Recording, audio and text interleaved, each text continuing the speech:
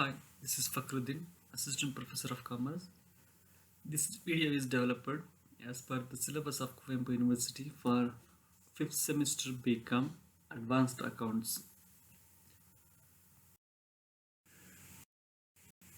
In the previous class, we have studied the concept of disposal of investments and valuation of investments. In this session, you will come to know the concept of procedure of recording of shares, that is right shares and shares. Let's see the procedure of recording of shares. Investment in equity shares is called as variable income investment because the amount of dividend on equity share varies depending on the amount of profit of the company. The following are the important points to be remembered while accounting for variable income securities. There must be no income or interest on this type of investments. Therefore, there is no come interest price on X interest price on purchase or sale. Let's see the bonus shares. Bonus shares are the shares issued to the shareholders as bonus out of accumulated profits. For bonus shares, shareholders need not pay any price. Bonus shares ಅಂತಂದರೆ existing share ಹೋಲ್ಡರ್ಸ್ಗೆ issue ಮಾಡ್ತಕ್ಕಂಥ ಶೇರ್ಸಿನ bonus shares ಅಂತ ಕರಿತೀವಿ. Additional ಆಗಿ issue ಮಾಡ್ತಕ್ಕಂಥ shares ಅದನ್ನು bonus shares ಅಂತ ಕರಿತೀವಿ. Bonus shares are that companies give to their existing shareholders in proportion to their already held shares at no cost, ಯಾವುದೇ ಪ್ರೈಸ್ ಇಲ್ದೇ ಕೊಡ್ತಕ್ಕಂಥದ್ದು. And is usually given by companies when there are shortage of cash and investors demand regular income ಕೊಡಬೇಕಾಗುತ್ತೆ. But ಅವ್ರದ್ದು cash ಇಲ್ಲ ಅಂತ ಟೈಮಲ್ಲೇ bonus ಶೇರ್ಸ್ನ issue ಮಾಡ್ತಾರೆ. Then when there is a bonus share it should be taken into the debit side of the investment accounting only in number column ಏನಿರುತ್ತೆ ಅಲ್ಲಿ ಮಾತ್ರ ಅದನ್ನು ಮೆನ್ಷನ್ ಮಾಡ್ತೀವಿ ಬೋನಸ್ ಶೇರ್ಸ್ನ debit side of investment accounting. Then no amount should be return in the cost column as no amount is paid for this. ಅಲ್ಲಿ cost ಕಾಲಮಲ್ಲಿ ಯಾವುದನ್ನು ಕೂಡ ಮೆನ್ಷನ್ ಮಾಡಲ್ಲ, ಯಾಕಂದರೆ ಯಾವುದೇ ಕಾಸ್ಟ್ ಇನ್ಕರ್ ಆಗಿರಲ್ಲ, ಬಿಕಾಸ್ ಅಟ್ ನೋ ಪ್ರೈಸ್ ಕಂಪನಿಯವರು ಇಶ್ಯೂ ಮಾಡಿರ್ತಾರೆ ಅಂತಕ್ಕಂಥದ್ದು. ನೆಕ್ಸ್ಟ್ ಇಂಪಾರ್ಟೆಂಟ್ ಪಾಯಿಂಟ್ಸ್ ಏನಿರುತ್ತೆ ಬೋನಸ್ ಶೇರ್ಸ್ ಸಂಪಟ್ಟಂಗೆ ಅಂತ ಹೇಳಿದ್ರೆ, it does not affect the total cash position of the company. Out of cash, no cash will be distributed. Cash distribute ಮಾಡೋದಿಲ್ಲ share ಹೋಲ್ಡರ್ಸ್ಗೆ, additional ಆಗಿ ಕೊಡ್ತಕ್ಕಂಥ ಶೇರ್ಸ್ ಇದಾಗಿರುತ್ತೆ. ಹಾಗಾಗಿ ಯಾವುದೇ ಥರದ ಕ್ಯಾಶ್ ಬರ್ಡನ್ ಅಂತಕ್ಕಂಥದ್ದು ಕಂಪ್ನಿ ಮೇಲೆ ಆಗಲ್ಲ, ಕ್ಯಾಶ್ ಪೊಸಿಷನ್ ಮೇಲೆ ಯಾವುದೇ ರೀತಿ ಎಫೆಕ್ಟ್ ಆಗಲ್ಲ. Then share market price reduced by the same proportion of the bonus share issued after the issuance date. Share market price ಏನಾಗುತ್ತೆ ಸೇಮ್ ಪ್ರಪೋರ್ಷನೇಟಲ್ಲಿ ಕಮ್ಮಿ ಆಗುತ್ತೆ, ಯಾಕಂದರೆ ಬೋನಸ್ ಶೇರ್ಸ್ ಇಶ್ಯೂ ಮಾಡಿರ್ತೀವಿ. Next cash starved companies can use bonus shares issuance to reward its share holders. Cash ಕಡಿಮೆ ಇರ್ತಕ್ಕಂಥ companies ಈ bonus shares issue ಮಾಡ್ಬೋದು as a reward to share holders. And it does not change the total equity position in the balance sheet of the company. ಯಾಕಂದರೆ value ನಾವು ಅಥವಾ cost incur ಆಗಲ್ಲ, value ನಾವು impose ಮಾಡೋ ಅಥವಾ ವ್ಯಾಲ್ಯೂನ ನಾವು ಎಸ್ಟಿಮೇಟ್ ಮಾಡೋದಿಲ್ಲ. ಹಾಗಾಗಿ ಕ್ಯಾಶ್ ಪೊಸಿಷನ್ ಅಥವಾ ಈಕ್ವಿಟಿ ಪೊಸಿಷನ್ ಅಂತಕ್ಕಂಥದ್ದು ಬ್ಯಾಲೆನ್ಸ್ ಶೀಟಲ್ಲಿ ಯಾವುದೇ ರೀತಿಯ ಚೇಂಜಸ್ ಆಗೋದಿಲ್ಲ, ಯಾಕಂದರೆ ಅಡಿಷ್ನಲ್ ಆಗಿ ಶೇರ್ಸ್ ಮಾತ್ರ ಕೊಟ್ಟಿರ್ತೀವಿ, ಅದಕ್ಕೆ ಕಾಸ್ಟ್ ಅಂತಕ್ಕಂಥದ್ದು ಇನ್ಕರ್ ಆಗಿರಲ್ಲ ಅಂತಕ್ಕಂಥದ್ದು. ನೆಕ್ಸ್ಟ್ ರೈಟ್ ಶೇರ್ಸ್ನ ನಾವು ಹೇಗೆ ಮೆಜರ್ ಮಾಡ್ತೀವಿ ಅಂತ ಹೇಳಿದ್ರೆ, ಬೇಸಿಕಲಿ ರೈಟ್ ಶೇರ್ಸ್ ಅಂತಂದರೆ ನಾವು ಪ್ರೀವಿಯಸ್ ಕ್ಲಾಸಲ್ಲಿ ಸ್ಟಡಿ ಮಾಡಿದ್ವಿ. Right shares are the shares issued by a company to its already existing share ಹೋಲ್ಡರ್ಸ್ಗೆ ರೈಟ್ಸ್ ಅಂತಕ್ಕಂಥದ್ದನ್ನು ಇಶ್ಯೂ ಮಾಡ್ತಾರೆ, ಅದನ್ನು ರೈಟ್ ಶೇರ್ಸ್ ಅಂತ ಕರಿತೀವಿ. The share holders may subscribe these shares or these may transfer the right to subscribe to another consideration. ಬೇರೆಯವ್ರನ್ನ ಅದನ್ನು transfer ಮಾಡ್ಬೋದು. If the right shares are subscribed by the shareholder, it is recorded in the debit side of the investment account as a purchase. If the shareholder transfers the right to subscribe to a third party for some consideration, then the amount of consideration received should be recorded in the credit side of the investment accounting under cash column. And in the previous class, we also discussed the shareholder has 4 rights, that is to exercise the right, to sell their rights, to to hold the rights until the exercise and to sell the existing shares and at the same time to purchase new shares. These are things we have studied, and let's see how to value the rights. That is valuation of rights. Value of right will be the difference between the result that is obtained and the market value of shares. On that base,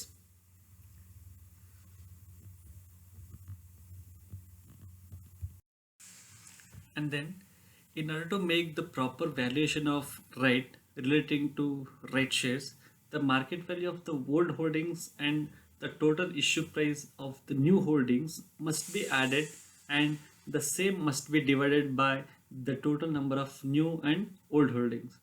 The value of right will be the difference between the result that is obtained at market value. Hence, there is a simple formula through which you can easily understand. For that, see that formula: value of right is equal to number of right shares divided by total holdings, that is old and new, old holdings and new holdings, into market value minus issue price. If you apply this simple formula, you will get the value of the particular right. Let's have an example. The value of the equity shares of a company is 10 rupees and the current market price is 17 rupees. The company issues right shares at the rate of 3 equity shares for every 5 existing equity shares held. The right shares being priced at 13 rupees. ಏನಂತಂದರೆ face value of equity shares of a company is 10 rupees. Face value 10 rupees ಆಗಿರುತ್ತೆ. The current market price 17 ರೂಪಾಯಿ, 17 rupees ಇರುತ್ತೆ. The company issues right shares at the rate of 3 equity shares for every 5 existing equity shares. ಪ್ರತಿ 5 existing equity ಶೇರ್ಸ್ಗಳಿಗೆ 3 equity ಶೇರ್ಸ್ನ issue ಮಾಡುತ್ತೆ company. Company issues right shares at 3 equity shares, 3 equity ಶೇರ್ಸ್ನ issue ಮಾಡುತ್ತೆ. ಎಷ್ಟಿಗೆ ಅಂದರೆ ಪ್ರತಿ 5 ಈಕ್ವಿಟಿ ಶೇರ್ಗಳಿಗೆ. ಮತ್ತು ರೈಟ್ ಶೇರ್ಸ್ನ ಪ್ರೈಸ್ ಎಷ್ಟಿರುತ್ತೆ ಅಂದರೆ 13 ರೂಪಾಯಿ ಥರ ಫಿಕ್ಸ್ ಮಾಡ್ತಾರೆ. ಎಷ್ಟು ಮಾಡ್ತಕ್ಕಂಥದ್ದು? 5 ಈಕ್ವಿಟಿ ಶೇರ್ಗಳಿಗೆ 3 ಈಕ್ವಿಟಿ ಶೇರ್ಗಳನ್ನ ಇಶ್ಯೂ ಮಾಡ್ತಾರೆ as a part of right.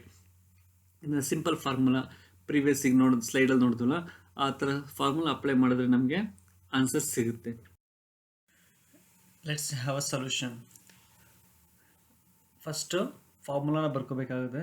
Formula ಏನು ಅಂತಾನೆ, value of right is equal to total number of right shares divided by total shares holding, that includes old and new, ಹೊಸದು ಮತ್ತು ಹಳೆ ಎರಡು ಹೋಲ್ಡಿಂಗ್ಸ್ನ ಬರ್ಕೋಬೇಕು, into market value minus issue price. ಈ simple formula ಏನು ನಾವು ಡಿಸ್ಕಸ್ ಮಾಡಿದ್ವಿ ಪ್ರೀವಿಯಸ್ ಸ್ಲೈಡ್ನಲ್ಲಿ, ಅದನ್ನು ಬರ್ಕೋಬೇಕು. ಅದು ಬರ್ಕೊಂಡ್ರೆ ಅದಕ್ಕೆ ತಕ್ಕಂತೆ ಏನು ಇನ್ಫಾರ್ಮೇಷನ್ ಪ್ರಾಬ್ಲಮಲ್ಲಿ ಕೊಟ್ಟಿದ್ದಾರೆ ಇಲಸ್ಟ್ರೇಷನಲ್ಲಿ, ಅದನ್ನು ಸಬ್ಸ್ಟಿಟ್ಯೂಟ್ ಮಾಡ್ತಾ ಹೋಗಬೇಕು. If you substitute the values will get the answer. Therefore, value of right is equal to 3. Total number of right shares ಎಷ್ಟಿದೆ ಅಂತಂದರೆ 3 ಇದೆ, divided by total share holding ಎಷ್ಟು ಅಂತಾನೆ 8, ದಟ್ ಈಸ್ 5.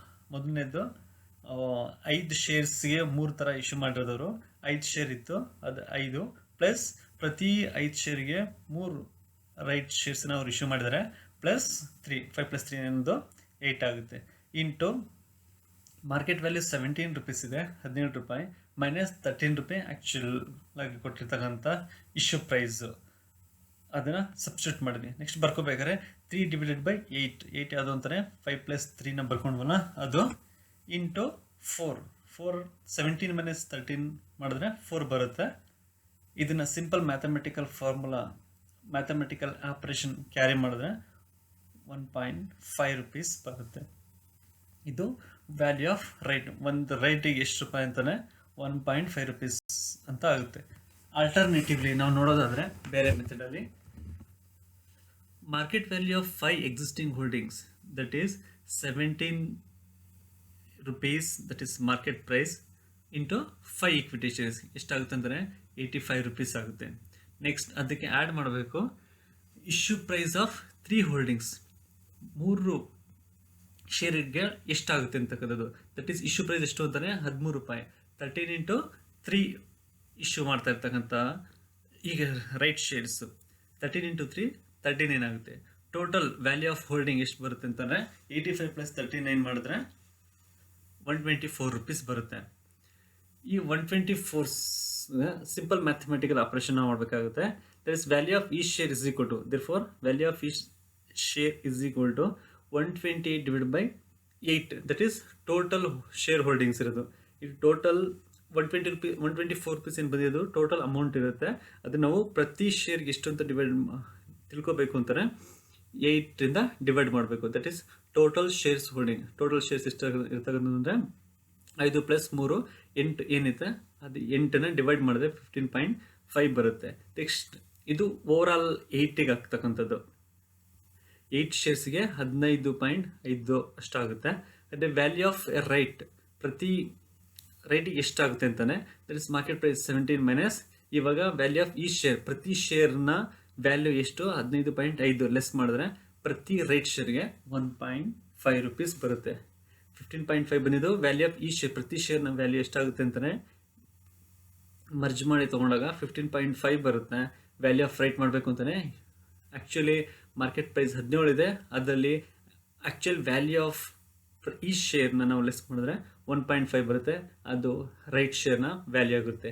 ನೀವು ಈ ಮೆಥಡ್ನಾದ್ರು ಫಾಲೋ ಮಾಡ್ಬೋದು, ಈ ಫಾರ್ಮುಲಾ ಬೇಸಲ್ಲಾದರೂ ಫಾಲೋ ಮಾಡ್ಬೋದು. ಎರಡೂ ಮಾಡಿದ್ರೆ ಸೇಮ್ ಆನ್ಸರ್ಸ್ ನಮಗೆ ಸಿಗುತ್ತೆ. ಇದು ರೈಟ್ ಶೇರ್ನ ವ್ಯಾಲ್ಯೂನ ಫೈಂಡ್ ಔಟ್ ಮಾಡ್ತಕ್ಕಂಥ ವಿಧಾನ. Thank you.